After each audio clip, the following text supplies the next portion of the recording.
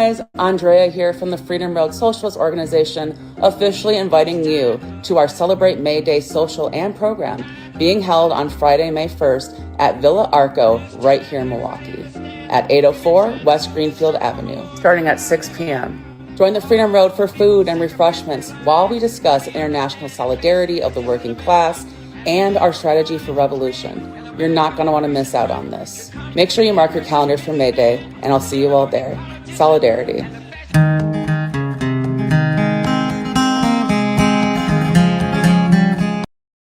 May 1st, on May Day, across the country, we are saying no business as usual. No work, no school, no shopping. We need to match the depth of the organizing that we've seen here in Minnesota with the breadth of the organizing we're seeing all over the world for No Kings 3. So what does that mean? Let's get specific. I want everybody here to put this on your calendar. The next major national action of this movement is not just going to be another protest. It is a tactical escalation. An escalation. It is an economic show of force inspired by Minnesota's own Day of Truth and Action. We all saw this. Thousands of teachers and nurses, community leaders, faith leaders showing up in sub-zero temperatures, showing this state that they were not going to put up with business as usual while a secret police goon squad was murdering Americans in the streets. We need to do that nationally, y'all. We need to do that all over the country. So on May 1st, on May Day, across the country, we are saying no business as usual. No work, no school, no shopping. We're going to show up and say we're putting workers over billionaires and kings. Minnesota, we cannot thank you enough for the courage you've displayed, for the instruction you have given. We are going to build on that courage, on that sacrifice, on that dedication, on that organizing. We are going to demonstrate that regular people are the single greatest threat to fascism in this country. It's up to all of us to walk that path. So say it with me as we heard from Rob. And I'm a teacher in Madison, Wisconsin. I'm also a proud member of our union, MTI, in the Madison branch of Socialist Alternative. On April 21st, union reps from nearly every school in the district voted overwhelmingly to join the nationwide call for no work, no school, no shopping on May 1st. In addition to teachers joining that movement, there's going to be citywide walkouts of our high school students, shutting down 3 major streets across the city. And we are taking inspiration from our fellow educators in North Carolina, where, like Wisconsin, striking is illegal. But North Carolina, the union NCAE is busing in educators from across the state to join their rally at the Capitol. In Madison, this is going to be the most widespread and organized action since the Battle of Wisconsin in Act 10. And for this movement, after months of organizing in our schools, the pressure from below forced the district to cancel classes on May 1st here as well. And in Wisconsin, we are demanding our state to protect our immigrant workers, students, and families from fear of ICE, in addition to fully funding our public schools. May Day 2026 has the potential to be the strongest possible rebuke so far to Trump's anti-immigrant warmongering agenda because of the actual disruption to profits and halting business as usual. From work stoppages and shutting down major streets across Madison, I'm excited that this city, the teachers and the workers are going to be a part of this historic nationwide day of action. In addition to the Madison Teachers Union being a part of this, though, more teachers unions should take up this call to join the day of action, in addition to other unions as well, in heavy battalion industries like logistics and transportation too. And it's not too late to start organizing your workplace. Reach out to Socialist Alternative if you have questions or need help getting started, but I hope to see you out there on May Day. The First Wisconsin School District announced that it's going to shut its doors on Friday, May 1st in recognition of May Day, the May Day Strong national protest. According to organizers, the point of this May Day protest is a day of no work, no school, no business, no shopping. Organizers call it a day of disruption. It is a general strike against President Trump, his administration, and capitalism. According to the Madison School District website, 70% of staff signatures supported in a participation in a day without immigrants as part of showing solidarity with the May Day Strong National Day of Action. The demands of the teachers and school staff that are striking are to get ICE out of Wisconsin and nationally to abolish ICE. Also, citizenship for all, completely open borders, and a more just and fair economy, aka communism. Toolkits are provided for teachers to share with students who should join them on the streets and protesting instead of being in their classroom learning. Looks good. I think it's quieted down a little bit. Corey, I'm so glad that you could join me today because there's a lot going on. This has been a crazy week.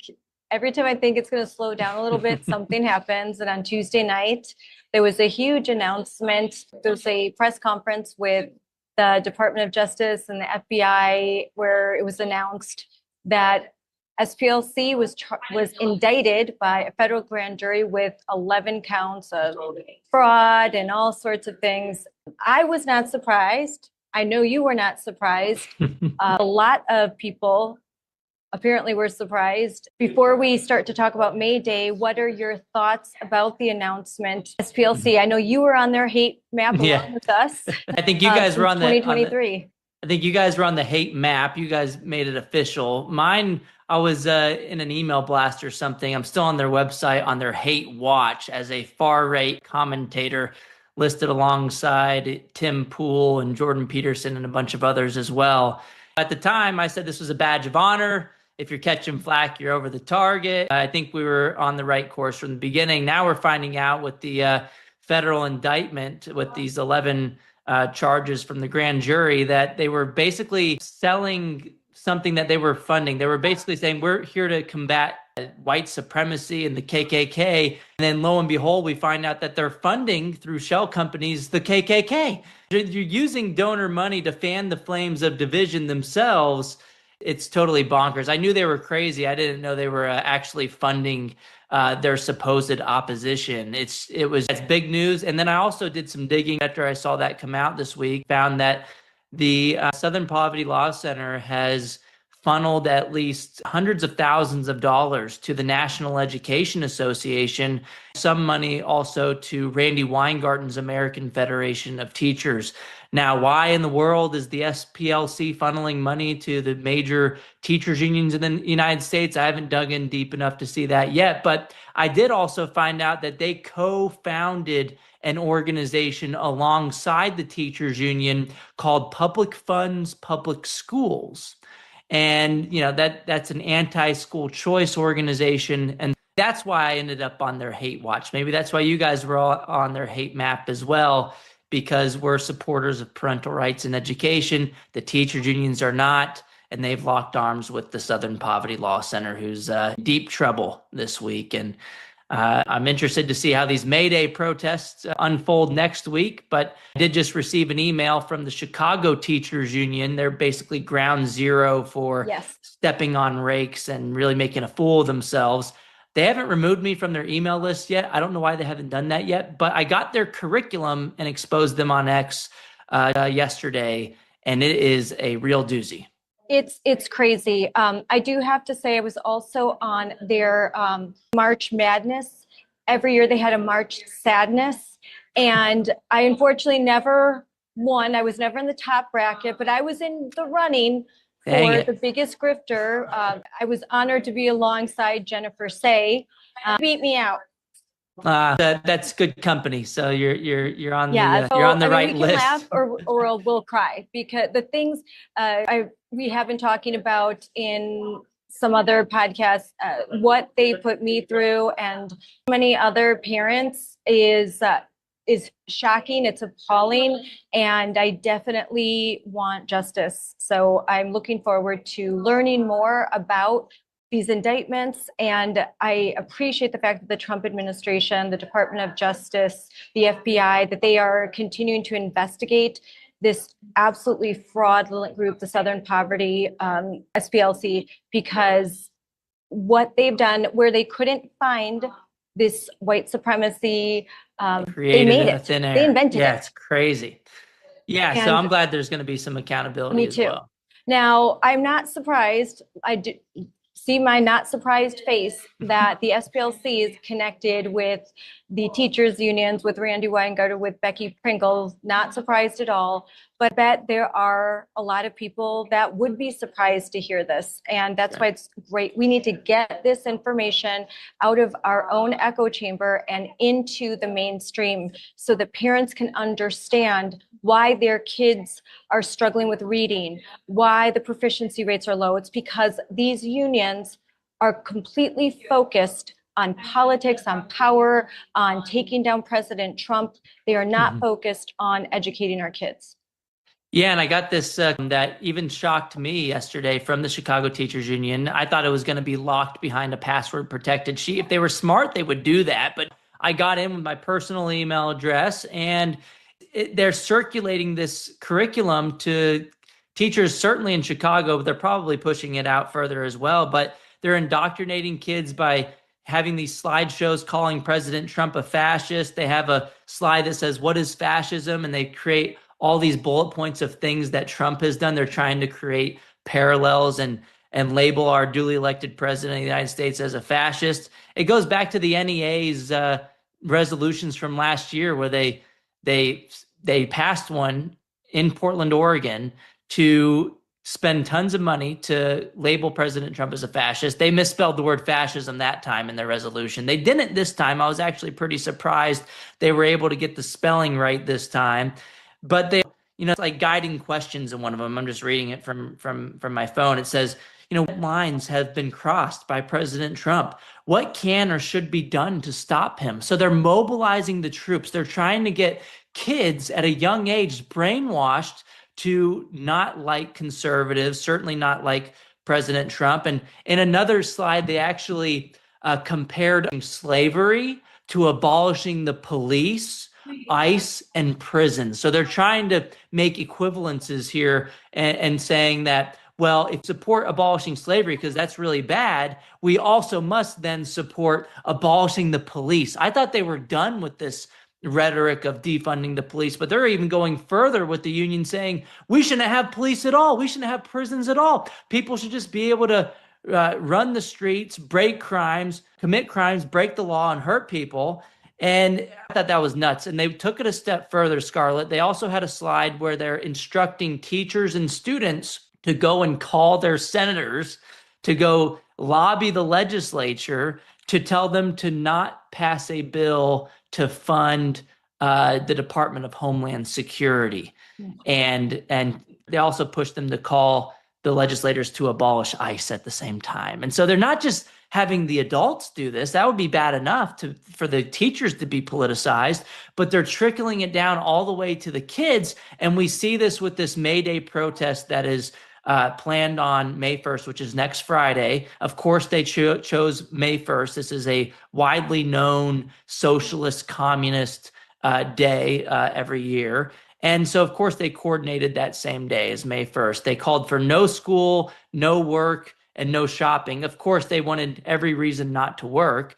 But their ultimate agreement with the school district was that they would go to school and work for a little bit. But for the second half of the day, they'd have a civic day of action with the students where they go to the Capitol and lobby lawmakers. I think this is actually worse. I mean, it was bad, having an excuse to not go to show up to work and taxpayers having to pay for it.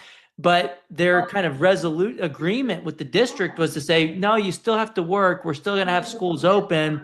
But in the second half of the day, you get to go take the kids and use them as lobbyists to go tell lawmakers that they want more taxpayer money. It's just absolutely ludicrous. I think that's even worse, that they're using kids as political pawns in their game to extort more cash from taxpayers who they're already spending $30,000 per kid per year in Chicago public schools. There's 80 public schools there that have not a single child proficient in math. So it's not like getting more money from the taxpayer is going to fix anything. In Stacey Davis Gates's own words, she's the head of the CTU out there. She sends her own kid to a private school. She called school choice racist for everybody else because, of course, she's such a hypocrite. But she was just caught in an interview with local news. I guess she thought it was going to be a friendly interview. It actually wasn't. He was pointing out, the interviewer on the news, that your brand's becoming toxic. Your favorability rating has tanked. It's in the negatives for the first time in history. And most of the people you endorsed in the primaries a few weeks ago, CTU, you guys lost in the elections too, even on the Democrat side in a deep blue city like Chicago. And she said, oh no, we're not here to be popular. He called her out later saying that you guys are a political entity. She tried to say that they weren't, but he pushed back and said 80% of your funding goes towards political activities. And her knee-jerk response was to say, okay, yeah, we're political, but we're doing it for good reason. The reason that we're political is so that we could have Black women and so that Black women can be employed and not need a husband. What? I mean, that has nothing to do with improving student outcomes. It's to create jobs, okay, and then it's to create jobs for one race and one gender, and to try to apart families too. You're trying to send this message that you exist as a union and engage in political activity so that women don't have to have husbands. I mean, shouldn't you be encouraging the nuclear family instead of trying to rip it apart? And it's wild, these things. You down these rabbit holes, but most people don't. They think that the teachers union is supposed to be there to represent teachers. They don't even do that well. The teachers aren't seeing the money. It goes towards the administrators and their political causes. So people need to fight back and say, you know what, maybe I'll pull my kid out of school and not have them go lobby at the Capitol. And maybe I'll fight for school choice so that money doesn't continue flowing into the Democrat campaign coffers through the unions. They're basically just a money laundering operation for far left causes. It's crazy. It sounds to me like, from what I saw you put on X and what you're telling me, the May Day protest is just this terrible stew of the BLM protests, the ICE Out protests, the No Kings protests, all rolled into one. And they're spoon feeding these to young children, to young minds that don't have the ability to resist these ideas. They are compelled to go to school. They're compelled to sit there, and they're compelled to listen to this absolute propaganda without any, recourse. Parents, they're not consenting. It's ridiculous. What I find very peculiar about the May Day protests, and actually very scary, is unlike the other protest movements I've mentioned, May Day Strong is centered on education and K through 12 students. Yep. Want to disrupt on Friday, May 1st, disrupt everything. And that means they want to shut down schools. They want to shut down daycares. I've sat through training where they say, we want to shut down daycares, schools, no work, no shopping, no schools, no business. But they're really heavily focused on, and that's because the NEA, other teachers unions, they are front and center in this movement. And I find it despicable, and that our kids are being used as political pawns, and shocked that there's an encouragement of children to leave the classroom and to go run out into the streets. In Chicago, that's not only a bad idea, it's very dangerous. Mm-hmm. And I am very concerned that parents are unaware that this is happening, or they think that their child isn't going to participate, that they'll stay in class. But do you know, have you told the school that absolutely your child is not allowed to leave? I think there's a lot, and parents deserve answers. But the fact that children are being specifically targeted, this matters, because classrooms should become the staging grounds for political activism. That's right. And the problem is, I mean, this is worse than the No Kings protest, because that's mostly adults going into the streets on a weekend. This is during a school day, and you're dealing with young minds who, you're right, they don't consent. They don't really have a choice in the matter. And I'd say that the government school system, because of this political theater, is unconstitutional if you don't have the ability to vote with your feet somewhere else, because we do have compulsory education laws. You're forced to go there, particularly if you're low income and you don't have any way out of that system. And if you want to get a good grade, you basically know that you have to regurgitate the talking points from these far left activist teachers. And so it goes against founding fathers envisioned people having freedom of speech. And I'd say this is a form of compelled government speech, is a First Amendment violation. And it would be great if the Supreme Court would weigh in on this, especially because it's gone so far off the deep end in these deep blue cities, where what if you're a conservative kid in a low income family and you're stuck in this scenario? I mean, you might not be a conservative kid much longer, right? And that's the whole point. Unions have infiltrated the government school system to push their politics and to move our country towards socialism. Why do you think they chose May 1st? It's a communist holiday. And that's why they're leaning into this so hard. I also saw another slide. They're including curriculum not just for K through 12, but pre-K as well. They have a specific section for pre-K through second grade, 4-year-olds through 8-year-olds. They have these LGBTQIA plus books. I mean, they just keep adding all letters. And one of them is about a boy who thinks he's a mermaid, and they kind of have a curriculum going along with that, and to encourage this kind of behavior, these pre-Ks. And then another one, they end their slideshow with like, here's some other forms of resistance. Show a picture of a student out there with a protest sign. So of course the teachers unions are kids going out and doing these walkouts and protests. It says that they should boycott Target and ICE and Amazon and Home Depot, Microsoft, AT&T. So Randy Weingarten's union a few weeks ago, the resolution to boycott Target because they were insufficiently anti-ICE. Now you have it in their formal curriculum materials for teachers and kids alike to go out and do these protests as well. I guess the kids aren't spending as much money as the teachers, if they even have any of their, but the kids are going home probably telling their parents, we can't go to Target today, Mom. My teacher told me that Target, wants to send everybody back to their home countries and that they're evil people. And so brainwashing doesn't stop with it, bubbles back up to the parents in some cases, who again are just trying to focus on work throughout the day. Maybe they're not political. Maybe they don't think about these things, and they hear, oh, well, the teacher is a trusted source. Maybe it's true that, we can't shop at Target anymore. Saw in the Virginia redistricting election, which is a total farce. That's a total, that gerrymandering, that the yes vote, it said that it was to restore in Virginia elections. Of course, the yes vote's going to win. That's totally rigged in one direction. It needs to be struck down in the Virginia court. But there was a Newsmax host, her name is Kelly Sadler, who wrote an article in the Washington Times where she said that her twin sons in 2 different civics classes at a middle school. I read that. Crazy. And so they came home and basically said, teacher told us, in both separate teachers, 2 different ones on the same day, we need to vote again in favor of the gerrymandering for fairness, even though it takes a state that's roughly 50-50 Democrat Republican, and they rigged it to be 10-1 Democrat to Republican. 91% of this now, if this goes through and isn't stopped in court, will go to Democrats as far as their representation in Congress. It's totally crazy. But they're weaponizing the kids, not just to brainwash the kids, but also to use the kids to control the minds of the parents too, which it's just so many layers to this. It's insanity, and it needs to stop. And Congress needs to revoke the NEA's federal charter. We need to stop the teachers unions. But parents need to wake up too. You can't rely on what the kids are being told by the teachers. You need to wake up, do your research yourself. And I know it's a tough thing to do, but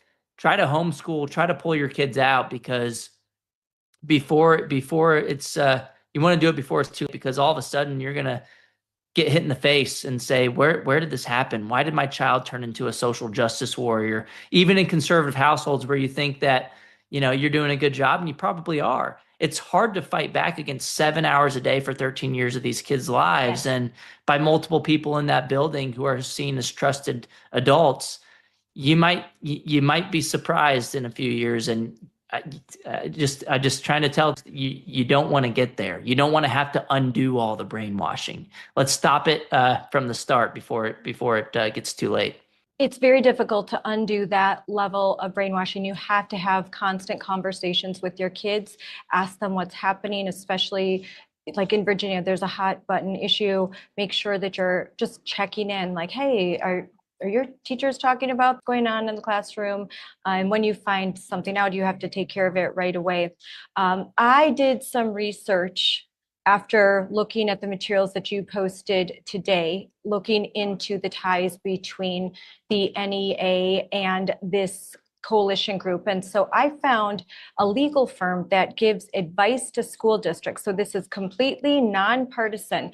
And this legal group warned that the coalition of activists and labor groups calling for this nationwide general strike, that's how they look, a nationwide general strike, no school, no shopping, no business, no work. They are urging that to take that purely political walkouts are likely unprotected because these are purely political walkouts. Purely political walkouts. These are unprotected. Purely political workouts. That's only conservatives in the gym. So that's it's only one side. And legal group cited is that they have schools, quote, in the crosshairs.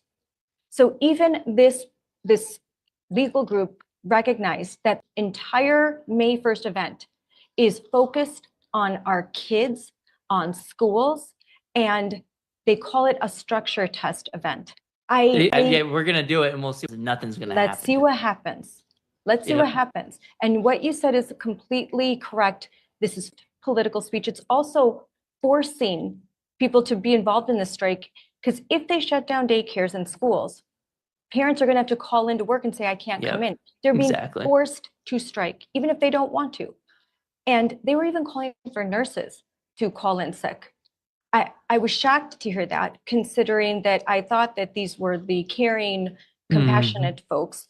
I don't think it's very caring and compassionate to ask nurses and healthcare professionals to go march in the streets and abandon their patients. Yep. Abandoning patients, abandoning young children, and putting basically out to dry. I mean, they have to figure this out on the fly, right? And yeah, if their kids, that was kind of the deal. You're paying taxes for the public school system to get childcare services and some education on the side, hopefully, not too much indoctrination.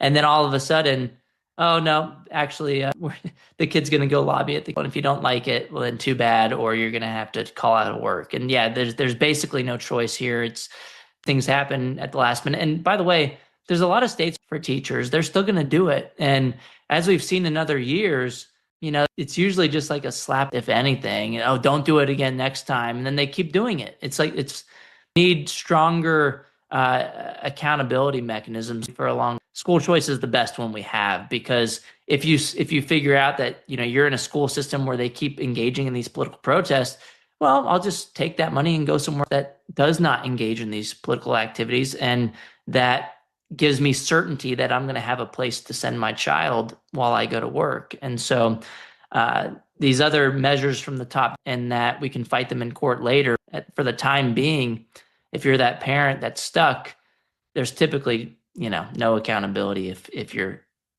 left out to dry. So Corey, two things in closing.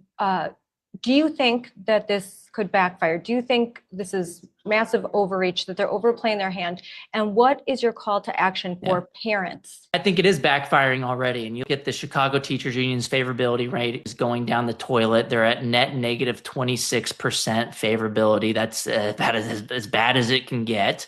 52% of Chicago voters said that they now have an unfavorable view of the CTU. Only 26% say a favorable view. And that's in deep blue Chicago. They lost most of their races that they endorsed in. And so the brand of the teachers union is going to continue going down the gutter and becoming more and more toxic, because we have social media now. We have people who can shine a spotlight on these problems, and parents are waking up, even though the schools are open after COVID school closures happened, and families kind of had that big surge. I think because we have alternative forms of social media and Twitter or X and Facebook, and that stuff's not getting, taken down, we can continue to shine. And at the end of the day, though, you can't just be disgruntled with the union. You can't just answer a poll and say, I don't like them anymore. That hurts their political power, yes. At the end of the day, you got to make your voices heard at the ballot box. You can't just sit home and say, oh, look, we have the president in charge. Everything's fine and dandy now. A lot of the unions aren't listening to the executive orders banning DEI, for example. They're doing whatever they want behind closed doors, continuing to indoctrinate your kids. And so eternal vigilance is the price of liberty. You cannot just check a box because we won the presidency. You have to continue fighting for your kids, continue talking to them, and continue telling your lawmakers that we haven't gone far enough with parental rights. We have to continue to move the ball forward.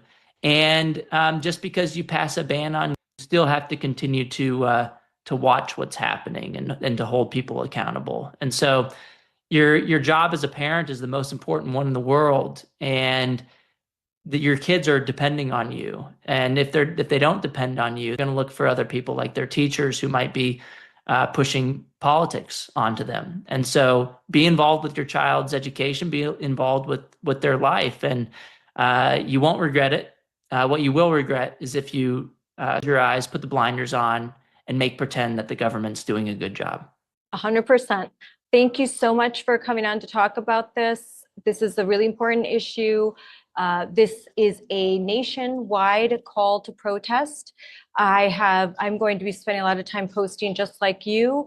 There are plenty of other cities like Baltimore, Raleigh, North Carolina, in Milwaukee, Wisconsin, all over the country, especially where there is a stronghold, blue states where there's a powerful union presence. This call to protest, it's been put out. They've been planning this for a year. And over the last 4 months, they have had trainings about 2 to 3 times a week.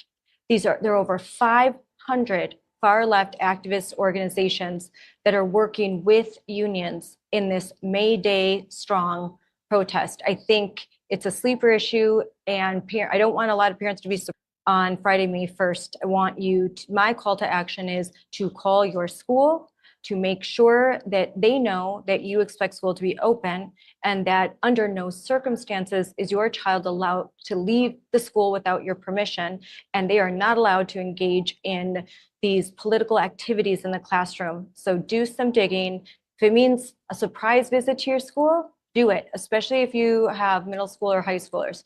Make a surprise visit. Check out what the hallways look like, and ask a lot of questions, because like Corey said, if you allow your kids to be indoctrinated, it is very difficult to undo. So just stop it before it starts. Your kids will have values. Make sure that they have your values, not the values of these crazy teachers union leaders. Just sit through one of the trainings that me and Corey sit through. Oh my Lord, you do not want these people in the having any sort of say over the mind. So thank you, Scarlett, for having me.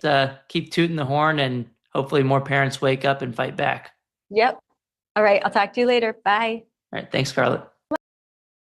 And I'm a teacher in Madison, Wisconsin. I'm also a proud member of our union, MTI, in the Madison branch of Socialist Alternative. On April 21st, union reps from nearly every school in the district voted overwhelmingly to join the nationwide call for no work, no school, no shopping on May 1st. In addition to teachers joining that movement, there's going to be citywide walkouts of our high school students, shutting down 3 major streets across the city. And we are taking inspiration from our fellow educators in North Carolina, where, like Wisconsin, striking is illegal. But North Carolina, the union NCAE is busing in educators from across the state to join their rally at the Capitol. In Madison, this is going to be the most widespread and organized action since the Battle of Wisconsin in Act 10. And for this movement, after months of organizing in our schools, the pressure from below forced the district to cancel classes on May 1st here as well. And in Wisconsin, we are demanding our state to protect our immigrant workers, students, and families from fear of ICE, in addition to fully funding our public schools. May Day 2026 has the potential to be the strongest possible rebuke so far to Trump's anti-immigrant warmongering agenda because of the actual disruption to profits and halting business as usual. From work stoppages and shutting down major streets across Madison, I'm excited that this city, the teachers and the workers are going to be a part of this historic nationwide day of action. In addition to the Madison Teachers Union being a part of this, though, more teachers unions should take up this call to join the day of action, in addition to other unions as well, in heavy battalion industries like logistics and transportation too. And it's not too late to start organizing your workplace. Reach out to Socialist Alternative if you have questions or need help getting started. But I hope to see you out there on May Day. The First Wisconsin School District announced that it's going to shut its doors on Friday, May 1st in recognition of May Day, the May Day Strong national protest. According to organizers, the point of this May Day protest is a day of no work, no school, no business, no shopping. Organizers call it a day of disruption. It is a general strike against President Trump, his administration, and capitalism. According to the Madison School District website, 70% of staff signatures supported in a participation in a day without immigrants as part of showing solidarity with the May Day Strong National Day of Action. The demands of the teachers and school staff that are striking are to get ICE out of Wisconsin and nationally to abolish ICE.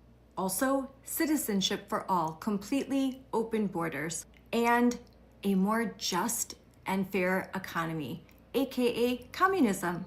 Toolkits are provided for teachers to share with students who should join them on the streets and protesting instead of being in their classroom learning.